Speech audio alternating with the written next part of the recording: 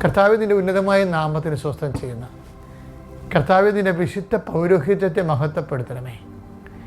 കർത്താവേ, സഭയിലുള്ള സാന്നിധ്യം പ്രകടമാക്കണമേ. 39 വർഷം ഞാൻ അർപ്പിച്ച കൃപായുടെ യോഗ്യതയാൽ കൃപാസ്ഥാനത്താരെ ജീവനോടെ പ്രത്യക്ഷപ്പെട്ട പരിശുദ്ധ അമ്മയുടെ മാധ്യസ്ഥത്തിൽ ഞാൻ മക്കളെ ആശീർവദിക്കുന്നു, പൊടിക്കുഞ്ഞുങ്ങളെ ആശീർവദിക്കുന്നു.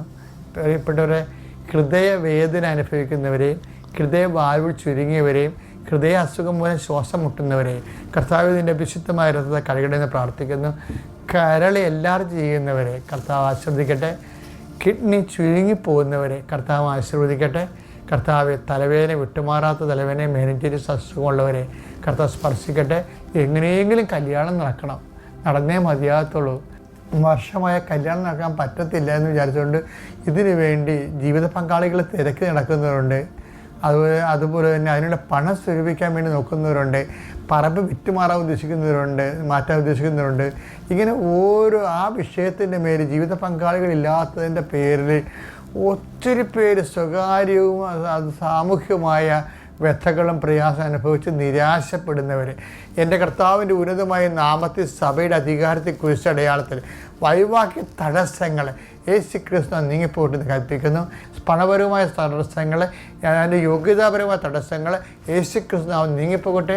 കർത്താവ് നിങ്ങളോട് not by merit but by ഗ്രേസിൽ, നിങ്ങളുടെ കഴിവ് കൊണ്ടല്ല കർത്താവിൻ്റെ കൃപ കൊണ്ടെന്ന രീതിയിൽ നിങ്ങളുടെ മേൽ ദൈവകരുണ തോന്നണമേ. പിതാവിൻ്റെയും പുത്രൻ്റെയും പരിശുദ്ധാത്മാവിൻ്റെ നാമത്തിൽ ആമേൻ.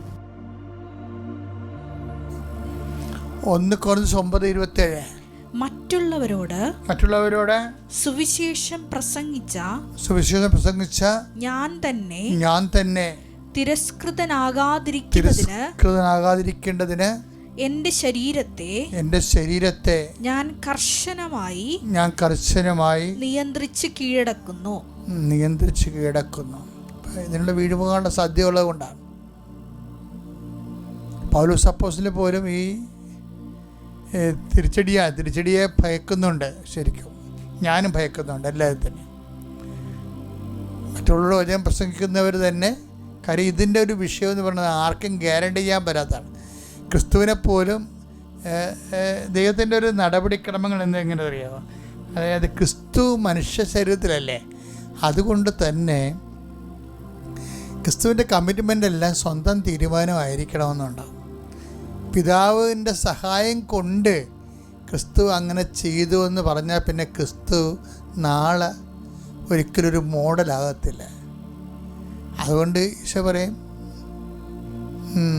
എന്താണ് ഈശോയുടെ വർത്തമാനത്തിൽ ഇതൊക്കെ എല്ലാം വരുമല്ല. സ്വയം മത്തായി 18:4 ഈ ശിശുവിനെ പോലെ സ്വയം ചെറുതാകുന്നവനാണ് സ്വർഗരാജ്യത്തിലെ ഏറ്റവും വലിയവൻ. ഇതിൻ്റെ വിഷയം നമ്മൾ ശിശു എന്നും പറഞ്ഞുകൊണ്ട് പറയുമ്പോൾ തന്നെ അച്ഛന്മാരെല്ലാം കൂടി ശിശു ആനയാണ്, കൂനയാണ്, ശിശു നിഷ്കളങ്കനാണ്, ആന, അതൊന്നും വലിയ പ്രശ്നവും. സ്വയം ചെറുതാകുന്നതിനാണ് പ്രാധാന്യം. ശിശുവിനവിടെ പ്രാധാന്യമൊന്നും ഇല്ല. ശിശു ഒരു മോഡലാണ്, ടീച്ചിങ് എയ്ഡാണ്. അവിടുത്തെ മെയിൻ ഈശോ ഉദ്ദേശിക്കണത് എന്താണ്? ഈശോ ഉദ്ദേശിക്കണത് സ്വയം ചെറുതാകുന്നുള്ളതാണ്. സ്റ്റാറ്റസ് ലോയിങ്ങാ, അല്ല സാത്താൻ കൊണ്ടൊന്ന് ചെറുതാക്കണമല്ല മറ്റുള്ളവർ. നമ്മൾ തന്നെ സ്വയം ബൈബിള് ഭയങ്കര ഫിൽട്ടറിങ്ങാണ്. അതായത് മറ്റുള്ളവർ നമ്മൾ ചെറുതാക്കണമല്ല, ശരിക്കും പറഞ്ഞാൽ നമ്മൾ തന്നെ സ്വയമായിട്ട്. അതുകൊണ്ട് ഈശോ പരിത്യാഗം വരുമ്പോൾ സ്വയം എന്നുള്ള വാക്ക് ഈശോ ചേർക്കും. സ്വയം പരിത്യജിക്കണം എന്ന് പറഞ്ഞില്ലേ. മറ്റുള്ളവർ നിന്നെ സമ്മർദ്ദം ചെലുത്തിക്കൊണ്ട് പരിചയിപ്പിക്കണം അല്ലത്. 18:4 വായിച്ചില്ലേ നമ്മൾ? ഈ ശിശുവിനെ പോലെ സ്വയം ചെറുതാകുന്നവനാണ് സ്വർഗരാജ്യത്തിലെ ഏറ്റവും വലിയവൻ. ഈ ശിശുവിനെ പോലെ സ്വയം ചെറുതാകുന്നവനാണ്. അപ്പം ശിശുവിനല്ല പ്രാധാന്യം, സ്വയം ചെറുതാകുന്നതിനാണ് പ്രാധാന്യം.